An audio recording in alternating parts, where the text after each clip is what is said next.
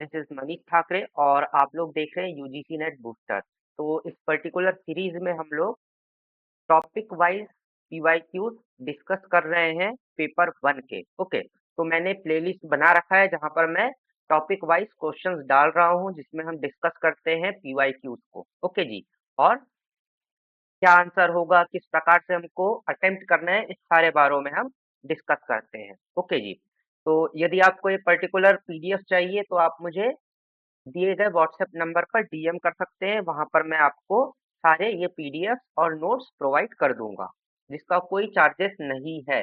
Okay जी, सब कुछ free of cost है। तो आज का पहला क्वेश्चन हम देखते हैं क्या है। Which of the following is the most important quality of an effective teaching. Hindi वाले भी पढ़ लेंगे कि भाई सबसे महत्वपूर्ण विशेषता कौन सी होती है, किस चीज के लिए, प्रभावी शिक्षक के लिए। तो ऑप्शन है हमारे punctuality and sincerity, subject knowledge, good communication skill या ऑल ऑफ द अबव। आप अपने पास में एक पेपर रख लीजिए और मेरे साथ में क्वेश्चन सॉल्व करिए, फिर मुझे आखिरी में बताइएगा कि आपके कितने क्वेश्चन सही हुए कमेंट बॉक्स में, है ना। आप मुझे बताना है कि भाई आखिरी में हमारे कितने क्वेश्चन सही हुए हैं। तो इसमें से आपको कौन सा सबसे सही लग रहा है, आप फटाफट से अपने पेपर में नोट कर लीजिए। ओके जी, क्या क्या ऑप्शन है, punctuality and sincerity, subject knowledge, good communication skill या ऑल ऑफ दी अबव। क्या आता है आंसर, देख लेते हैं। आंसर क्या होगा हमारा, option D, all of the above. क्या होना चाहिए, पंचुअलिटी रहना चाहिए और सिंसियरिटी रहना चाहिए। ऐसा नहीं कि भाई हमारा लेक्चर जो है वो 10 बजे से और हम पहुंच रहे 11:30 बजे, है ना। तो हमारा लेक्चर भी छूट जाएगा या टॉपिक छूट जाएगा। सब्जेक्ट का नॉलेज होना बहुत ज्यादा जरूरी है ना। जो भी हम सब्जेक्ट पढ़ाने जा रहे हैं उसके बारे में हमको पूरी जानकारी होनी चाहिए। और जानकारी है वो तो ठीक है, लेकिन उस जानकारी को आप किस प्रकार से आगे वाले तक पहुंचा पा रहे हैं, स्टूडेंट्स तक आप कैसे अपनी नॉलेज को पहुंचा पा रहे हैं, वो क्या आएगा, अबाउट कम्युनिकेशन स्किल्स में। तो हमारा आंसर क्या होगा, ऑल ऑफ दी अबव, है ना जी। आ जाएगा, ऑल ऑफ दी अबव आ जाएगा। ठीक है, नेक्स्ट क्वेश्चन देखते क्या है। The best method avoid teaching effectiveness is, evaluate sorry evaluate teaching effectiveness is. किस प्रकार से मूल्यांकन कर सकते हैं कि हमारी टीचिंग कितनी इफेक्टिव है और कितनी नहीं है, किस प्रकार से किया जा सकता है, स्टूडेंट्स के फीडबैक से, सेल्फ असेसमेंट बाय टीचर, खुद असेसमेंट कर ले टीचर अपने आप का, असेसमेंट बाय कलीग, कलीग्स का असेसमेंट, या number of students passing the examination, या कितने बच्चे आपके पास हो जा रहे हैं, उत्तीर्ण हो जा रहे हैं। इससे आप कैसे अपना इवेल्युएशन करते हैं, मूल्यांकन करते हैं अपनी टीचिंग की इफेक्टिवनेस का। फटाफट से आंसर अपने पास लिख लीजिए।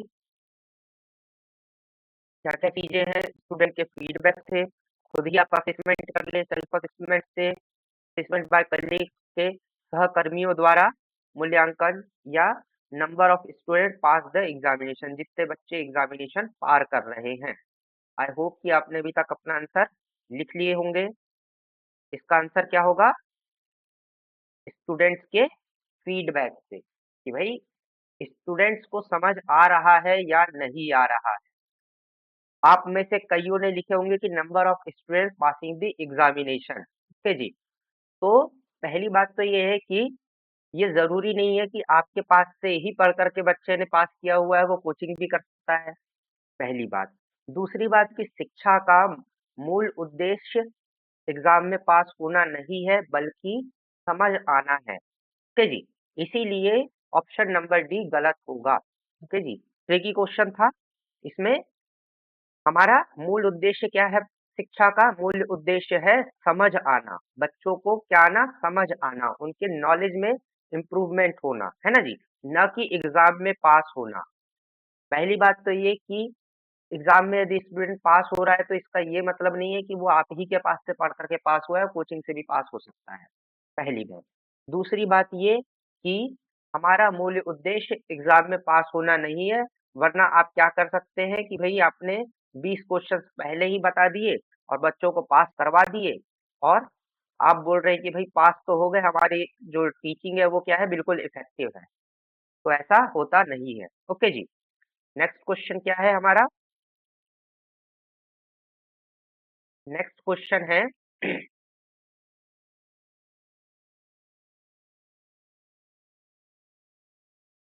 Teacher can improve his her effectiveness in the classroom by, किस प्रकार से आप अपनी इफेक्टिवनेस को इम्प्रूव कर सकते हो?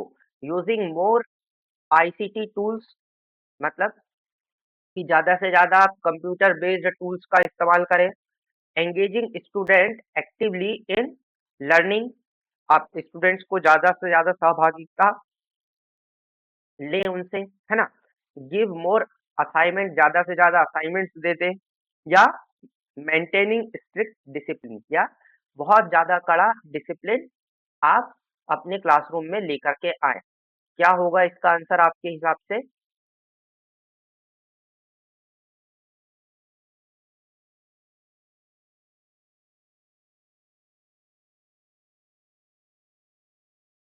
तो बहुत ज्यादा कंप्यूटर बेस्ड टूल्स का यूज करें, स्टूडेंट्स के साथ में एंगेजमेंट बढ़ाए, उनके साथ में ज्यादा सहभागिता बढ़ाए।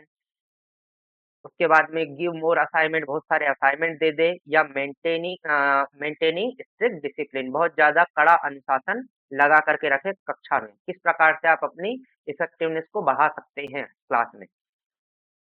आई होप कि आपने अभी तक अपना आंसर नोट डाउन कर लिया होगा। इसका आंसर क्या होगा कि आप अपने क्लास में ज्यादा से ज्यादा एंगेजमेंट, एक्टिव पार्टिसिपेशन स्टूडेंट्स का क्या कर दे, बढ़ा दे। ज्यादा से ज्यादा आप डिस्कशन करें, टॉपिक्स खत्म होने के बाद में फीडबैक लें, आंसर क्वेश्चन सेशंस रखें, डिबेट रखें। तो स्टूडेंट ऑटोमेटिक क्या होंगे, इन्वॉल्व होंगे लर्निंग प्रोसेस में, और वो आपकी टीचिंग ज्यादा से ज्यादा इफेक्टिव होगी। ठीक है जी। इसके बाद में क्या है? Which of the following is not a characteristics of effective teaching? कौन सी इफेक्टिव टीचिंग की कैरेक्टरिस्टिक्स नहीं है? ठीक है जी। Clarity in explanation, one way communication, student engagement, या use of real life example. कौन सा नहीं है? ये ट्रिकी क्वेश्चन होते हैं, इसको थोड़ा सा आपको अच्छे से समझना है, नोट को भूलना नहीं है। इनमें से कौन सा नहीं है, ऑड वन आउट करना है हमको, है ना जी। इन चारों में से आपको कौन सा ऑड वन आउट लग रहा है, बिल्कुल अलग सा लग रहा है, इसको आपको जांचना है। ठीक है जी।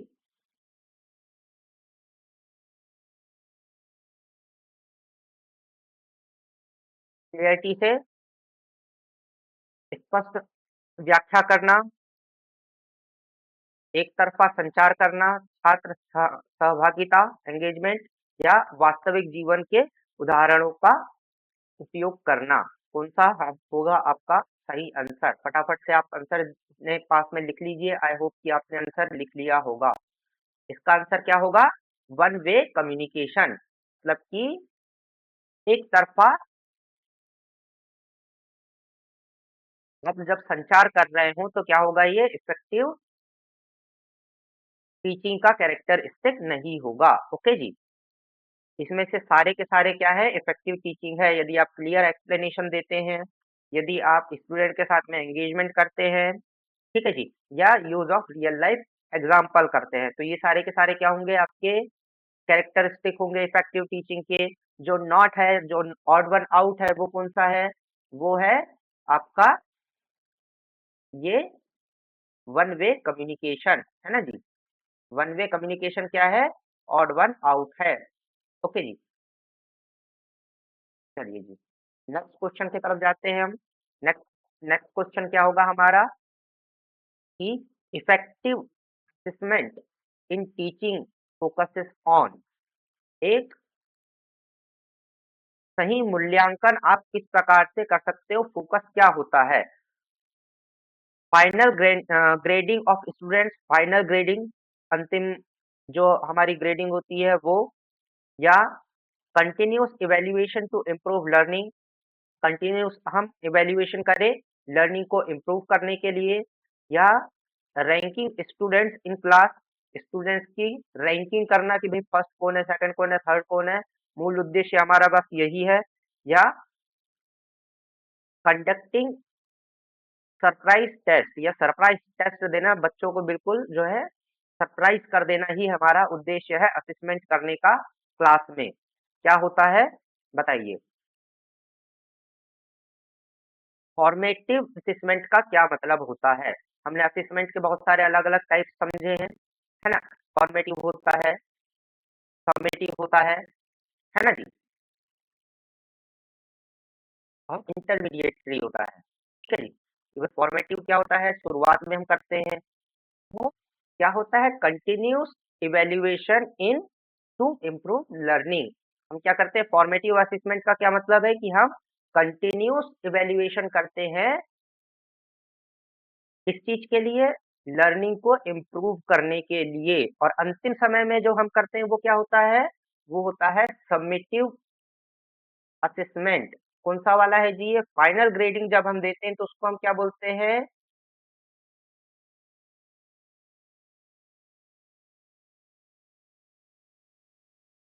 बहुत ज्यादा बड़ा हो गया है ये, हमारे पास में अभी पेन नहीं है और हम उंगली से लिख रहे हैं इसलिए ऐसा हो रहा है, ठीक है जी। तो क्या बोलते हैं जी,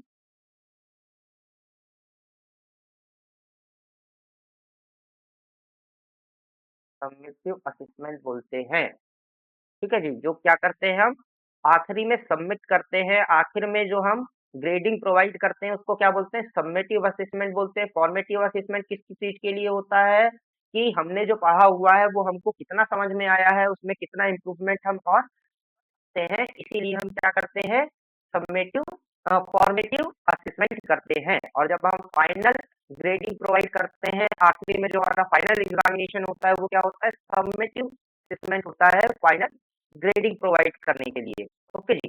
इसके बाद में क्या है आपका, an effective teacher should be, एक इफेक्टिव टीचर कैसा होना चाहिए, a strict discipline, a facilitator of learning and information provider only, या someone who gives frequent test, ठीक है जी। एक अच्छा टीचर या एक इफेक्टिव टीचर किसे हम कह सकते हैं, जो कि अनुशासन बनाए रखता है, या सीखने को क्या करता है, सुगम बनाता है, या केवल जानकारी देता है, या बार बार परीक्षाएं लेता है लेने वाला। कौन सा होगा आपका इफेक्टिव टीचर? फटाफट से आप अपने पास में नोट कर लीजिए। आई होप कि इस छोटे से टुच्चे से सवाल का आपने सही से जवाब दे दिया होगा। तो क्या होता है, एक इफेक्टिव टीचर कौन होता है, जो कि फैसिलिटेट करता है लर्निंग को। ओके जी। आप किसी को कुछ सिखा नहीं सकते हैं, हमारा काम क्या होता है, क्योंकि हम यूनिवर्सिटी लेवल में पढ़ाने वाले हैं, तो हमको क्या करना है कि किस प्रकार से सीखा जाता है ये सिखाना, हमको फैसिलिटेट करना है लर्निंग को। स्टूडेंट खुद लर्न करेगा, लेकिन हमको उस प्रकार की फैसिलिटीज प्रोवाइड करना है, ऐसी इंफॉर्मेशन प्रोवाइड करना है, ऐसे एक्सरसाइजेस करवाना है जिससे स्टूडेंट्स क्या कर पाए, लर्न कर पाए। ओके जी। लर्निंग क्या है, इंटरनल प्रोसेस है लर्नर की, हम केवल उसको फैसिलिटेट कर सकते हैं और उसको एक ऐसा एनवायरनमेंट प्रोवाइड कर सकते हैं स्टूडेंट को जिसमें वो लर्न कर पाए खुद से। ओके जी। What is the main purpose of using audio visual aids in teaching? Audio visual aids का क्या क्या महत्व है आपके टीचिंग में? टू इम्प्रूव इम्प्रेस स्टूडेंट्स, यानी कि स्टूडेंट्स को प्रभावित करने के लिए, to make learning more interactive and engaging, है ना, कि भाई हमारा लर्निंग क्या हो, बहुत ज्यादा इंटरेक्टिव हो जाए और एंगेजिंग हो जाए। To reduce the teaching workload, teacher का वर्कलोड कम हो जाए। या टू इंक्रीज मेमोराइजिंग, रट्टा मार बहुत ज्यादा अच्छे तरीके से हो जाए। क्या कारण होता है कि हम ऑडियो विजुअल एड्स को यूज करते हैं, स्मार्ट बोर्ड यूज करते हैं, हम वीडियोज यूज करते हैं, क्या कारण है? जैसे अभी मैं सिर्फ बोलने के बदले यहाँ पर एक डिस्प्ले भी लेकर लेकर के आया हूँ, तो ये क्या हो गया, ऑडियो विजुअल एड्स हो गया। विजुअल भी मैंने ऐड कर दिया ऑडियो के साथ में। तो ये इससे क्या चीजें इम्प्रूव हो रही है? क्या आप इम्प्रेस हो गए मेरे से? इम्प्रेस हो भी जाओगे तो क्या लर्निंग सुधर जाएगी? क्या हमारा इंटरेक्टिव और एंगेजमेंट बढ़ चुका है, क्लास ज्यादा इंटरेक्टिव हो गई है, या मेरा वर्कलोड कम हो गया है, वर्कलोड बढ़ गया है और मुझे पीपीटी बनानी पड़ रही है, या आपकी मेमोरी बढ़ चुकी है? क्या होगा आंसर? आपने अभी तक के लिख लिया होगा मेरे ख्याल से। क्यों होता है? To improve learning more, to make learning more interesting and engaging. आप ज्यादा से ज्यादा क्या हो सके, रोचक सके और संवादात्मक हो सके, यानी कि हमारे बीच में ज्यादा अच्छे तरीके से संवाद हो सके, है ना, इंटरेक्शन ज्यादा अच्छे तरीके से हो सके। इसलिए हम किस चीज का उपयोग करते हैं? ऑडियो विजुअल एड्स का इस्तेमाल करते हैं। ठीक है जी। इसके बाद में क्या है? Which of the following is a learner centric teaching method? ऐसा कौन सा टीचिंग मेथड है जो कि जिसके सेंटर में कौन होता है? लर्नर होता है। ठीक है जी। Lecture method, rote memorisation, problem based learning, या डिक्टेशन मेथड? कौन सा मेथड है जिसके सेंटर में लर्नर होता है, जो सीख रहा है वो सेंटर में है, वो एक्टिव पार्ट अपना प्ले कर रहा है, और टीचर का क्या रोल है? पेसिव रोल है। लर्निंग सेंट्रिक में क्या होता है कि जो लर्नर होता है, जो छात्र होता है, वो क्या होता है? एक्टिव पार्ट में होता है, और जो टीचर होता है वो पैसिव पार्ट में होता है। ओके जी। तो कौन से मेथड ऐसी है जिसमें हमको एक्टिव पार्ट में लर्नर दिखता है? आई होप कि आपने अभी तक के आंसर अपना नोट कर लिया होगा। ये कौन सा है? Problem based learning. Problem based learning मतलब कि हम किसी एक समस्या को लेकर के आते हैं, उसके ऊपर डिस्कशन करते हैं, स्टूडेंट अपने से खुद से उस प्रॉब्लम को सॉल्व करता है। इसको क्या बोलते हैं? Problem based learning. For example कि आपके सामने एक केस स्टडी के रूप में लेकर के आया गया कि भाई आपको किसी एक प्रोडक्ट की सेल्स को बढ़ाना है। ये प्रॉब्लम है कि सेल्स हमारी डिप कर जा रही है। तो स्टूडेंट्स नए तरीके लेकर के आएगा कि भाई हम सेल्स को किस प्रकार से बढ़ा सकते हैं, है ना जी। उसके लिए वो सॉल्यूशंस लेकर के आ सकता है कि भैया आप डिस्काउंट लगाएं, आप कोई सेल्स की स्ट्रेटेजी लगाएं, by one get one free कर दें, या कोई कूपन बांट दे, है ना जी। तो ये प्रॉब्लम को सॉल्व करने के लिए स्टूडेंट अपना दिमाग लगाएगा, और टीचर का क्या काम होगा? फैसिलिटेट करना, फैसिलिटीज प्रोवाइड करना, स्टूडेंट के दिमाग में क्वेश्चंस छोड़ना। ठीक है। ये काम किसका होगा? टीचर का होगा, जो कि पैसिव पार्ट होगा। एक्टिव पार्ट किसका होगा? स्टूडेंट का होगा, लर्नर का होगा। इसके बाद में क्या है? Effective teaching emphasise. Effective teaching किस चीज के ऊपर सबसे ज्यादा जोर देती है? टीचर्स नॉलेज ओनली,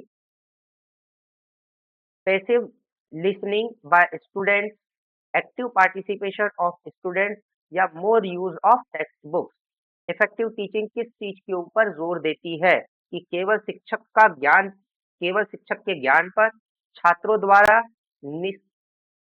निष्क्रिय रूप से सुनने पर, छात्रों की सक्रिय भागीदारी पर, या पाठ्य पाठ्य पुस्तकों के अधिक उपयोग पर? किस चीज पर इफेक्टिव टीचिंग सबसे ज्यादा जोर देती है? अभी तक के शायद आप लोगों ने अपना अपना आंसर खोज लिया होगा, क्योंकि बिल्कुल तुच्चा सा सवाल है, 2 रुपए वाला, 2 रुपीज क्वेश्चन। इसका आंसर क्या होगा? एक्टिव पार्टिसिपेशन ऑफ स्टूडेंट, है ना, कि भाई स्टूडेंट ज्यादा से ज्यादा पार्टिसिपेट करें लर्निंग की प्रोसेस में, वो ज्यादा से ज्यादा इन्वॉल्व हो, तो ऑटोमेटिक लर्निंग की प्रोसेस ज्यादा अच्छे तरीके से होगी। हम परमानेंट चेंज लेकर के आ पाएंगे स्टूडेंट के पर्सपेक्टिव में। ठीक है जी। लर्निंग क्या होती है? लर्निंग होती है परमानेंट चेंज इन स्टूडेंट या अवर सेल्फ। किसी के भी बिहेवियर में यदि कोई परमानेंट चेंज आ रहा है, तो इसका मतलब उसने ये पर्टिकुलर चीज को सीख लिया है। इसको हम क्या बोलते हैं? लर्निंग बोलते हैं। तो हम जितना ज्यादा एक्टिव पार्टिसिपेशन लेकर के आएंगे स्टूडेंट्स के अंदर, उतना ही ज्यादा परमानेंट चेंज आएगा, और उस परमानेंट चेंज को हम लर्निंग बोलेंगे। ठीक है जी। इसके बाद में क्या है जी?